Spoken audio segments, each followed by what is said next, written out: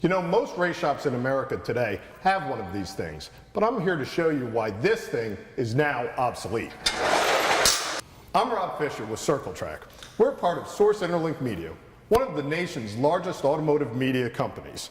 And we're here in our Tampa facility getting ready to install a shop crane, which is this cool new product that we found at SEMA. Right now, I'd like to bring in Tim from Shop Crane. Hey, Rob. Tim, how are you? Good. Thanks for having me. Oh, you bet. It's my pleasure. Tell us a little bit about the system that we've got here today. Okay, this is our half-ton system. It's a two-bridge system. So what we're going to be doing today, we're going to install around a two-post lift, which is a very common application for a shop crane.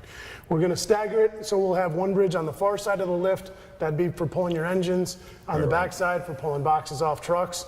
And to use two of those bridges, possibly for pulling bodies off frames.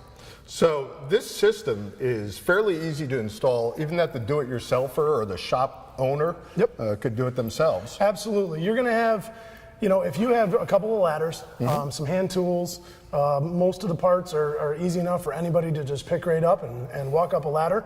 It takes about 3.5 hours depending on how many people are involved. Yeah, it's like half an afternoon there. Absolutely. So now ours is a 12-foot high system so that it can fit over the two-post lift that we have. Now, not a lot of race shops in this country have two-post lifts. Sure. Can you get them in shorter, lower? Yeah, we make them to custom dimensions. Oh, okay. We have catalog dimensions of 8, 10, and 12 foot tall, 8, 10, and 12 foot wide. But we actually do any dimension you need. If you need it right to 9 foot 2 inches, we'll build it to 9 foot 2 inches. Okay. Yep. Good deal. Well, let's get started here. And what's the first thing we're going to need to do? We're going to need to place a column. We'll need to figure out the first place to put one. So I'm suggesting against this wall over here, that's kind of our fixed space. Okay. We'll start there, get one column placed, and we'll start measuring off that column where the others will lie. Sounds simple enough. Great. Let's get going.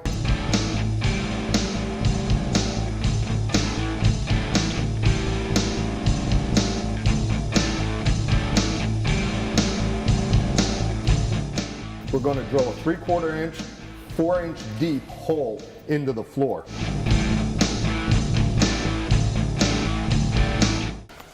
So now we've got all 4 of our columns placed. We've drilled all 16 of our holes. We've got the columns kind of locked down finger tight. So now that we've done that, the guys are actually, you can see them going up on the ladder. They're going to be placed in the runways. The runways run the length of the system, and that's actually what the bridge traverses up and down.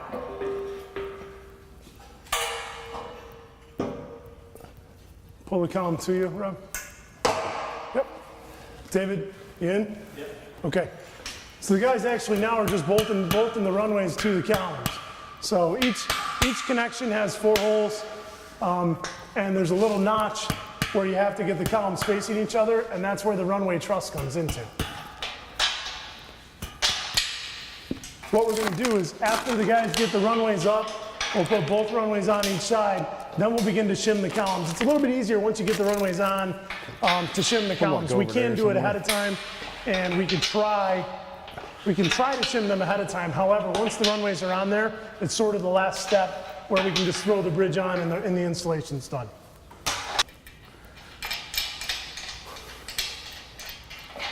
Tim, they should go finger tight, right? Yep. Yeah, just finger tight for now until we start to lock down the columns.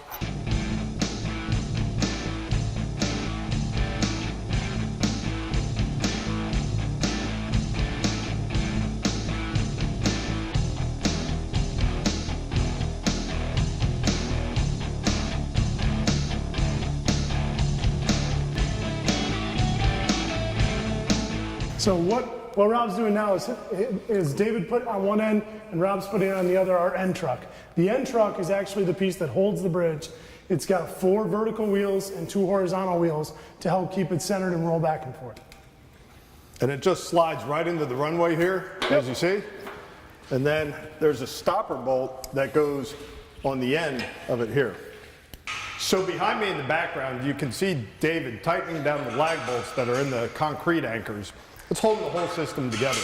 One thing that we'll be sure to do in a week or 2 weeks or 3 weeks down the road after we've used the crane for a little bit is to retighten and check all the bolts.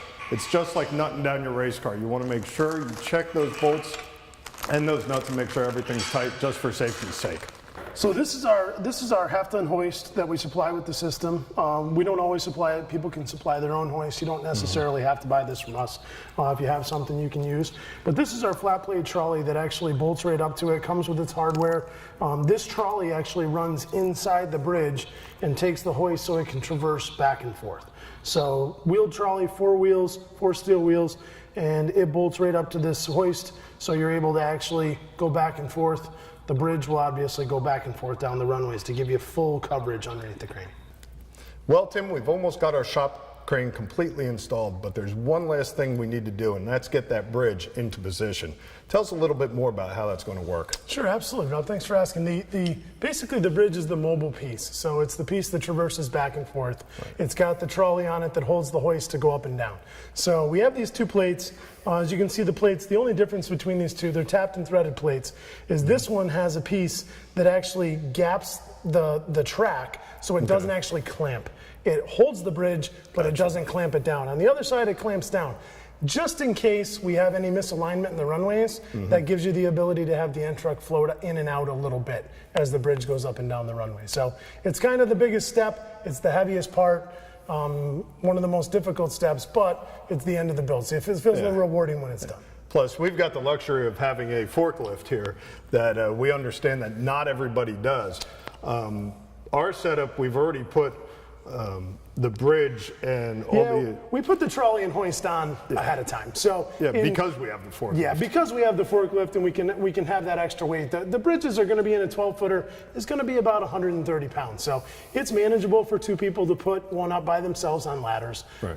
Not everybody's going to want to do that. But once you put the hoist on, you've added another 40 pounds or so to it. So we got the tow motor. We're going to do that. If you don't have a tow motor, that's okay. A few ladders, just put the hoist and trolley on afterwards. Perfect. Let's get to it. Great.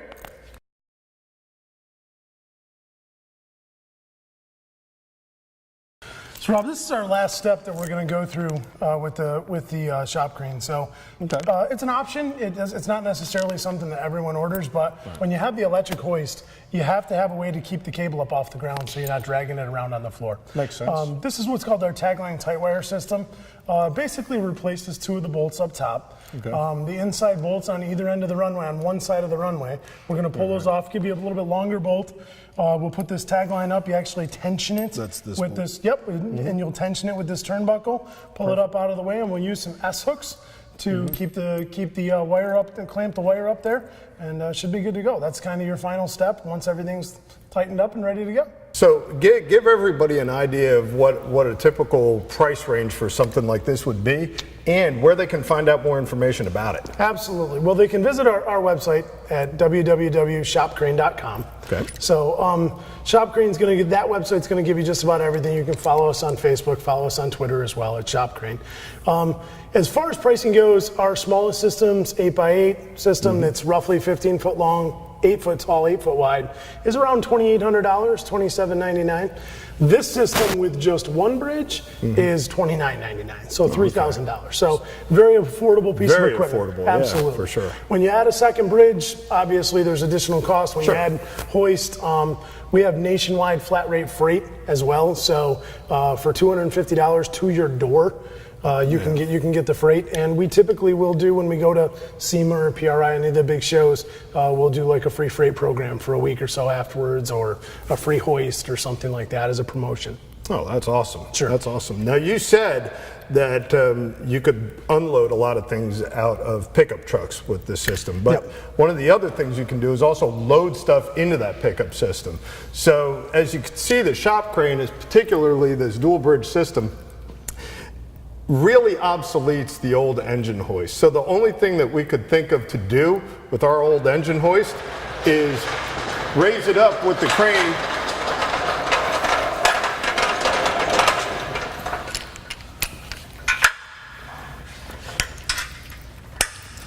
then drop it into the back of a pickup truck and take it to the scrap heap. Okay, we're back the following day after installing our shop crane in the Tampa location for Source Interlink Media. Today, now comes the fun part. We get to use this thing. Daryl and I are going to take the engine and the transmission out of this street legal NASCAR Camping World truck, which some of you may have recognized as the truck that drove on this past year's Hot Rod Power Tour. So let's get to it. Come on, Daryl. One of the really cool things about this shop crane is it enables us to lift the engine and transmission out of the car all in one shot. It's got that much capacity, 1,100 pounds on this winch alone.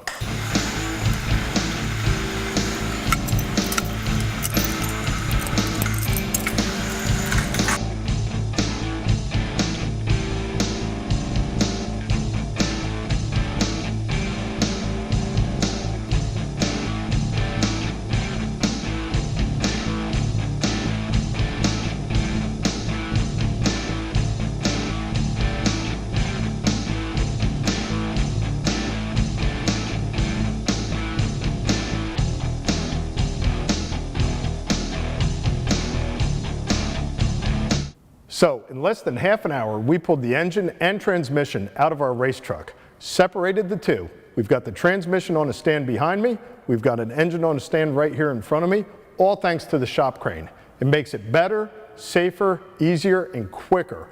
Because if we tried to do this with a cherry picker, we would probably still be working on it an hour later. So for more information, you can check out shopcrane.com or pick up your latest copy of Circle Track magazine at newsstands everywhere.